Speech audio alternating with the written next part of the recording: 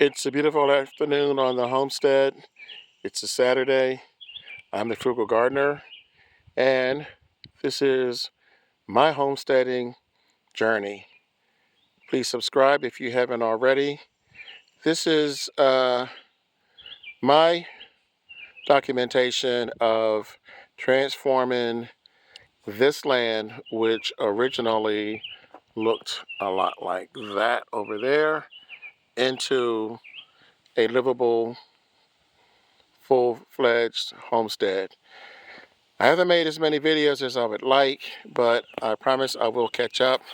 It's difficult dealing with contractors, dealing with moving, dealing with the schedule of the Frugal family who is helping me on this journey, and trying to plant on soil that is ridiculous. So this is kind of a panoramic view of what's going on. Uh, I'll explain the tent later on. But I have over 20 uh, vegetables planted, and I say 20 because I've had some serious issues with the with my four-legged neighbors. Um, we had rain every day this week, and I thought that it was going to make more of a difference. And I'm seeing here that I haven't been up on the homestead every day, so I'm noticing that there's certain plants that did not get the water that I thought that they got from my neighborhood. But I am growing squash, cucumbers. I'm growing several types of tomatoes. Um, I'm about to put a little bit of water on them. Believe it or not, we're supposed to get rain this afternoon, but you wouldn't know it from the way the sun is shining. These are purple daikon radishes, and I'm going to do a separate video on what's going on over here and what's going on further down. But right now, it's actually not bad. The issue I am having is with the neighbor's dog. He has been having a field day. He waits until we leave, and he comes over and digs up stuff. So that's an issue that I'm going to have to deal with. These are yellow tomatoes. These are Roma tomatoes. And over here are watermelon. I'm actually remembering to label stuff this year. I'm really bad at labeling what I'm planting. This is, or should I say will be, my nephew's, what we call his patch. He loves tomatoes and he loves lettuce, so we're going to get together sometime later on today and we're going to plant. This is one of the things I'm most proud of, and this is my raised carrot garden. I had the foresight to put a cover over this. Carrots need light to germinate. Carrot seeds need light to germinate, and I needed something to protect these from, like I said, the deer. There's a cat, there's a dog, there's a raccoon. I've caught all this stuff on my camera, and so I took a chance and I said, well, it's not uh, blotted out, it's not dark, there's light still getting through.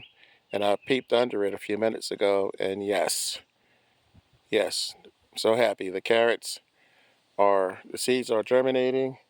I'm expecting to get between 50 and 75 carrots out of this. That might be optimistic. And then I'll plant again in the fall. I talked about these before. These are my troughs. I'm going to bring water in. These hold 175 gallons each.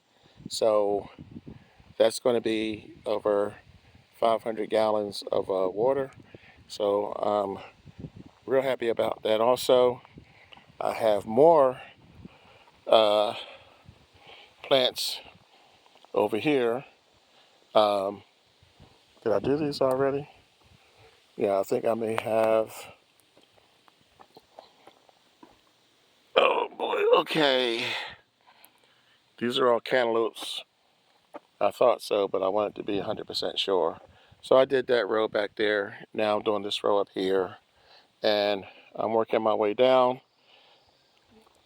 Again, once we get settled, all this moving and everything that we had to do that comes with starting a homestead, at least getting things off the ground, is almost done, so I can focus more on the garden.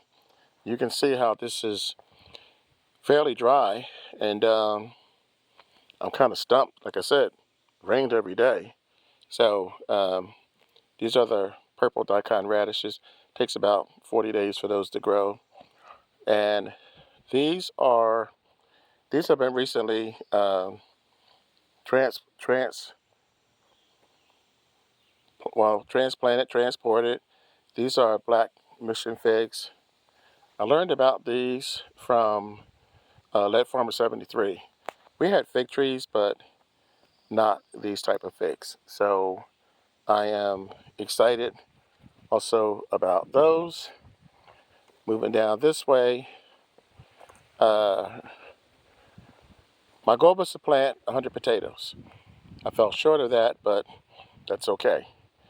This is something that was experimental to me. If you watch my previous videos, this is all horrible clay soil. So we used an auger. My son and I dug these holes, took out the old crappy soil, and put in fresh soil with nutrients. And these are Kenneback potatoes that I put in here that are finally coming through. Not all of them, but I'm happy to see that quite a few of them are doing well. Down here, this whole row, they're all potatoes, going all the way down to the other end. It seemed like forever for me to get that done. So thank God these have all started coming up. I'm trying to avoid the mud, so I'm going to have to walk around. Let me go this way. This is another problem we've been having. We've been having a problem with mud. So that makes it difficult to plant, to film, to do anything.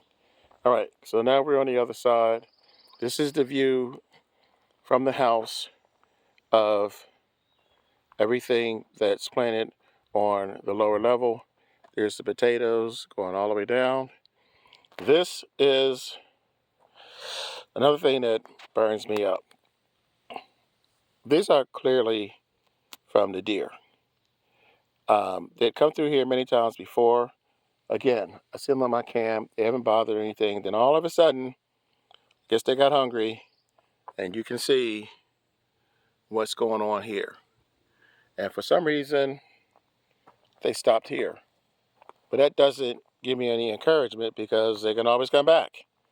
So these are green beans going all the way down, and these are the peas. So peas, and there's also, these are bush beans, but they're also pole beans that should be coming up all the way down here. They're coming up nicely.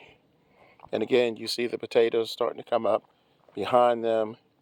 And this is, oh, I would say probably 50 feet. And this also needs to be watered. So down here, you see the potatoes coming in.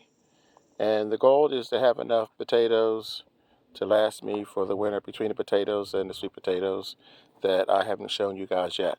So this is the end of the line for this, and also for today's tour, because back up here is where we started. This is the view from the house and everything that's growing. It should be coming up gangbusters pretty soon.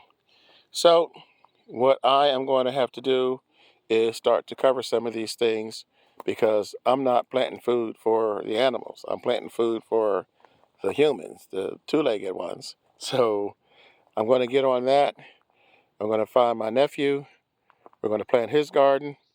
There's still so much to do, and another 2 years to go. I told a few of my new neighbors that I had a 2-year project, and they kind of smiled at me because apparently it's going to take longer than 2 years. So I'm going to adjust my projection and say 2 to 3 years. How's that? Okay, so that's it for today. I'm the Frugal Gardener. Remember, when you grow your own food, you will always know where it comes from. Please subscribe and follow me on my journey. I'll catch you on the next video. Enjoy your day.